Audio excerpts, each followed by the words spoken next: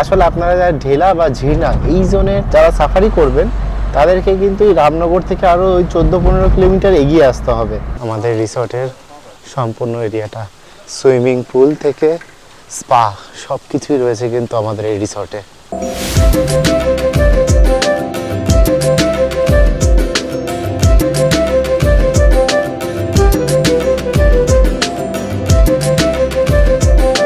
বিগত কয়েকটি পর্বে আমি আপনাদের নৈনিতাল সহ ভীমতাল ঘুরে দেখিয়েছি।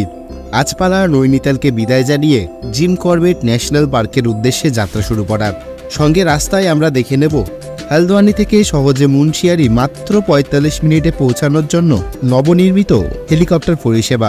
একই সাথে এই হেলিকপ্টার সার্ভিসের কি ভাড়া ও কি রুলস ও রেগুলেশন রয়েছে সেটাও জানাবো আজকের এই পর্বে।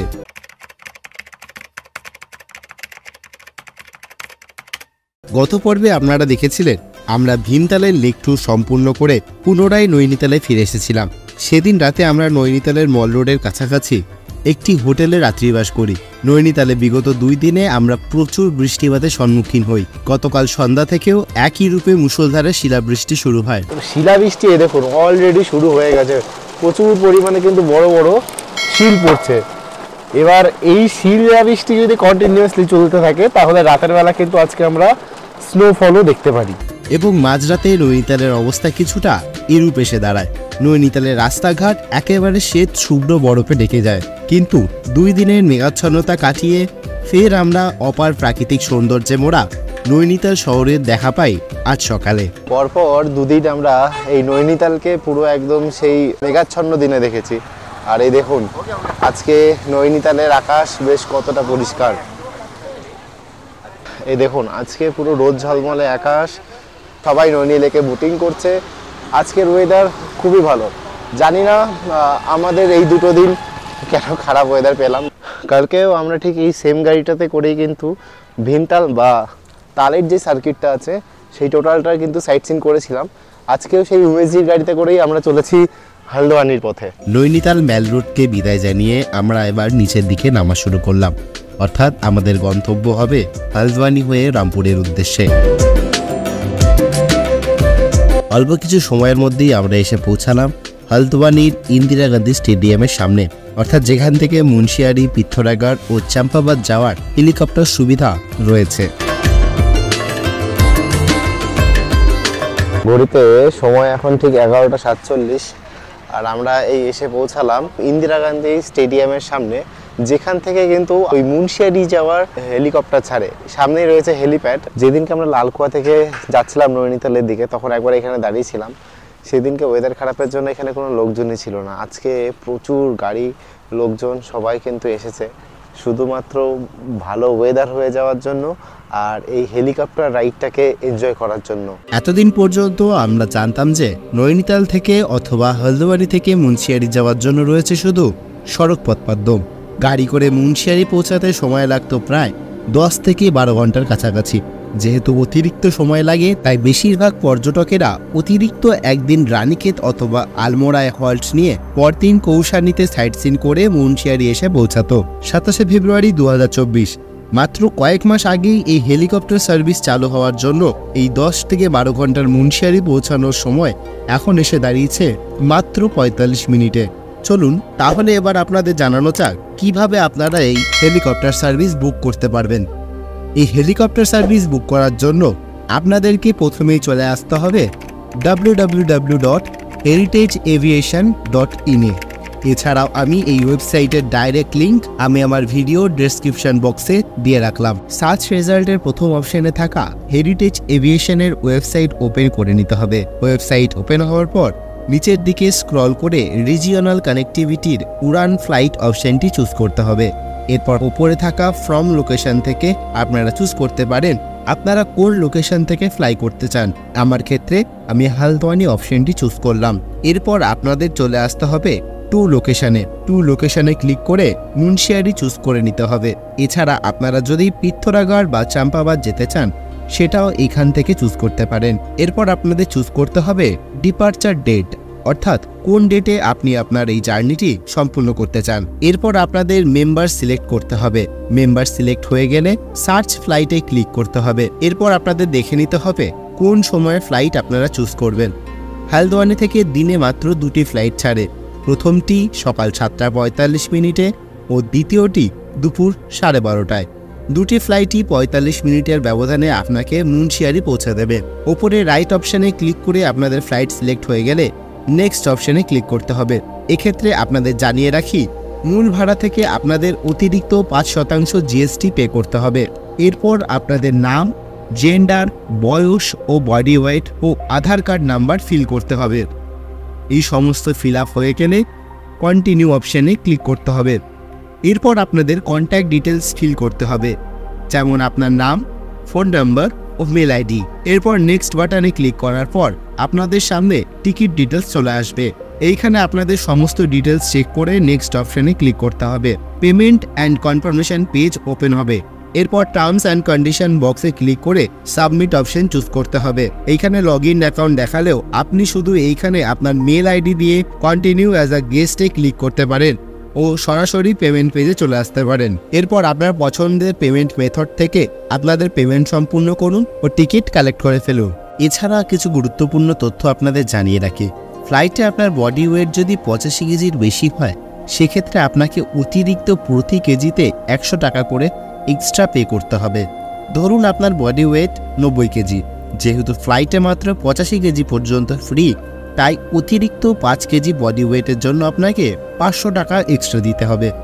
ঠিক একই রকমভাবে আপনি যদি 5 কেজি বেশি লাগেজ বহন করেন, সেক্ষেত্রেও আপনাকে অতিরিক্ত প্রতি কেজির জন্য 100 টাকা করে অতিরিক্ত গুনতে হবে। আপনারা যদি অনলাইন টিকিট বুক করে না আসেন, সেক্ষেত্রে on spot ticket power chance খুবই কম। এছাড়া আপনাদের আরও কিছু জিজ্ঞাসা থাকলে স্ক্রিনে দেওয়া টোল ফ্রি নাম্বারে কল করে আপনারা সমস্তটি জানতে পারেন।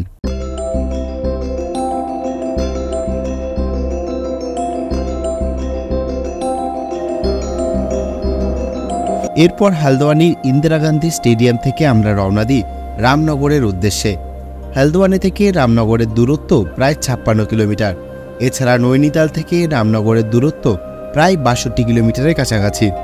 আপনারা যারা কলকাতা থেকে জিম করবেট আসার প্ল্যান করছেন, তাদের জন্য বলে রাখি, হাওড়া থেকে 13019 বাগ এক্সপ্রেস করে চলে আসুন হালদোয়ানি অথবা কাঠগোদাম রেলওয়ে স্টেশন। এরপর সেখান থেকে বাসে করে অথবা প্রাইভেট কারে করে ঘণ্টাখানেকের মধ্যে পৌঁছে যান রামনগর। জিম করবেট ন্যাশনাল পার্কের সাফারির জন্য রামনগর হলো একটি খুবই গুরুত্বপূর্ণ কেন্দ্রবিন্দু। এই রামনগর থেকেই জিম করবেট ন্যাশনাল পার্কের বিভিন্ন জোনের রাস্তা ভাগ হয়ে যায়।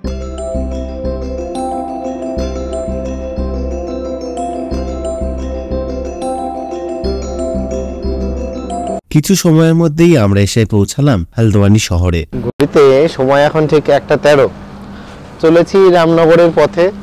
দুপুরের খাবার সারার জন্য দাঁড়িয়েছি এই হালদোয়ানি শহরেরই একটা বেশ বড় শপিং কমপ্লেক্সে। এখানে বার্গার কিং থেকে একটা ছোট্ট বার্গার খেয়ে তারপর আমরা আবার আমাদের জার্নি কন্টিনিউ করব।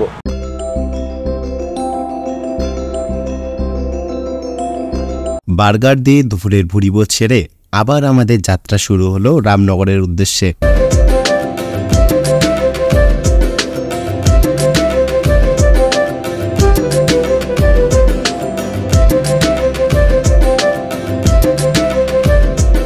ঘড়িতে সময় এখন প্রায় দুপুর 3:33। রামনগরকে পেছনে ফেলে এসে আর একটু এগিয়ে এসেছি। আসলে আপনারা যারা হেলা বা ঝিরনা এই জোনের যারা সাফারি করবেন, তাদেরকে কিন্তু রামনগর থেকে আরও ওই 14-15 কিলোমিটার এগিয়ে আসতে হবে। আর আপনারা যারা ঢিকলি বা বিজরানি জোনের সাফারি করবেন, তাদের কিন্তু রামনগর থেকে ডান দিকে ভেঙে যেতে হবে। আমরা যেহেতু ঠিক করেছি আমরা কালকে ঝিরনা জোনে সাফারি করব, তো সেজন্য আমরা ভাবনা চিন্তা করেছি যে ঝিরনার যে এন্ট্রি গেট আছে তার কাছাকাছি কোনো একটা হোটেল কিংবা রিসর্ট নিয়ে থাকার।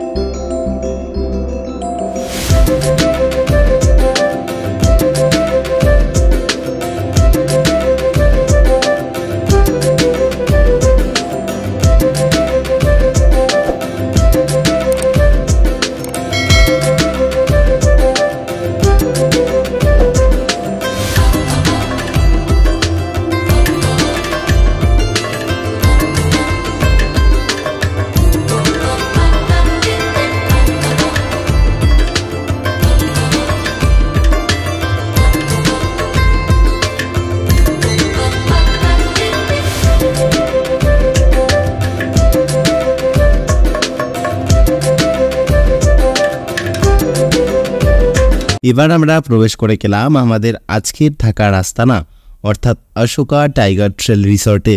ঘড়িতে সময় এখন ঠিক 3:56। আমরা পৌঁছে গেছি আমাদের রিসর্ট অশোকা টাইগার ট্রেলে। এই হচ্ছে আমাদের রিসর্ট, যেখানে আজকে আমরা থাকবো বলে ঠিক করেছি। রিসর্টটা অ্যাকচুয়ালি একদম গ্রামের মধ্যে, এই সাইডে গ্রাম্য বাড়িগুলো সব। আমাদের এই রিসর্ট থেকে ঢেলা জোনের যে দূরত্ব, মানে ঢেলা জোনের যে গেটের দূরত্ব, সেটা মাত্র ওই 10 থেকে 15 মিনিটের রাস্তা। এই হচ্ছে আমাদের রিসর্টের রিসেপশন এরিয়া। এ দেখুন আমাদের রিসর্টের সম্পূর্ণ এরিয়াটা, সুইমিং পুল থেকে স্পা সব কিছুই রয়েছে কিন্তু আমাদের এই রিসর্টে।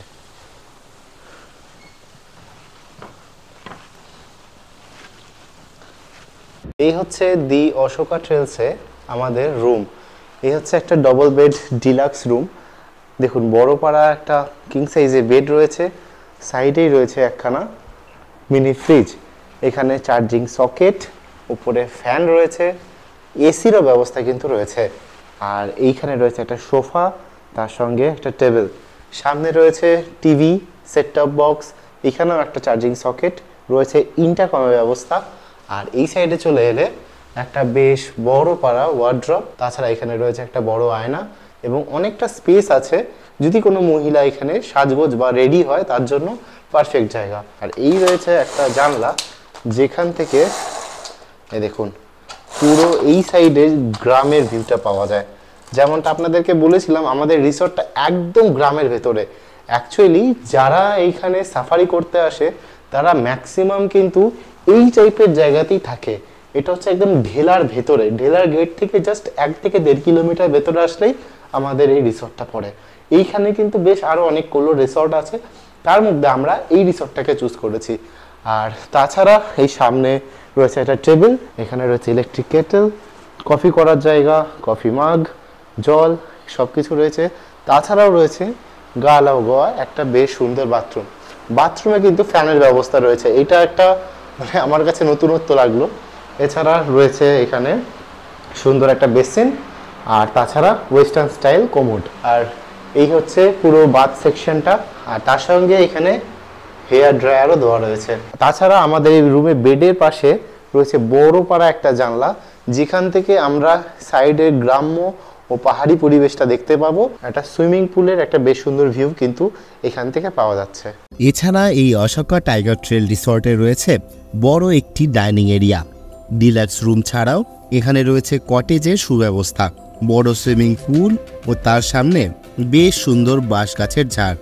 ছোটদের জন্য রয়েছে ছোট একটি পার্ক ও রয়েছে বডি স্পার সুবিধা। এই প্রপার্টির আমরা যে ডিলাক্স রুমটিতে রয়েছি তার খরচ পড়ছে 3500 টাকা প্রতিদিন উইদাউট ফুড, অর্থাৎ রুমের সাথে কোনো খাবারের অপশন নেই। এছাড়া এখন যেহেতু অফ সিজন, তাই আমরা এই রেটে রুমটি পেয়েছি। এপ্রিল মাস থেকে সিজন শুরু হয়ে গেলে এনাদের রুম রেটস আরও বেড়ে যায়। এই সবের মধ্যে আরও একটি ব্যাপার আপনাদের জানিয়ে রাখা ভালো, এই রিসর্টে খাবারেরও অপশন রয়েছে, কিন্তু প্রতিটি খাবারের দাম প্রায় 2 থেকে 3 গুণ বেশি, অর্থাৎ এই রিসর্টের খাবার খুবই এক্সপেন্সিভ। আচ্ছা, তাহলে কম খরচে বেশ ভালো খাবার কোথায় পাওয়া যাবে সেই সব বিষয় নিয়ে ও তার সাথে কিভাবে জিম করবেটের পারমিট ও জিপসি বুক করবেন, এছাড়া কোন জোনে টাইগার স্পটিং ভালো হয়, এই সমস্ত প্রশ্নের উত্তর সহ জিম করবেট সাফারি করতে করতে দেখা হচ্ছে আপনাদের সাথে ঠিক এর পরবর্তী পর্বে। আমার আজকের পর্বটি এই পর্যন্তই। আজকের এই পর্ব যদি আপনাদের ভালো লেগে থাকে তাহলে ভিডিওটিকে লাইক করে ও চ্যানেলটিকে সাবস্ক্রাইব করে পাশে থাকার অনুরোধ রইল।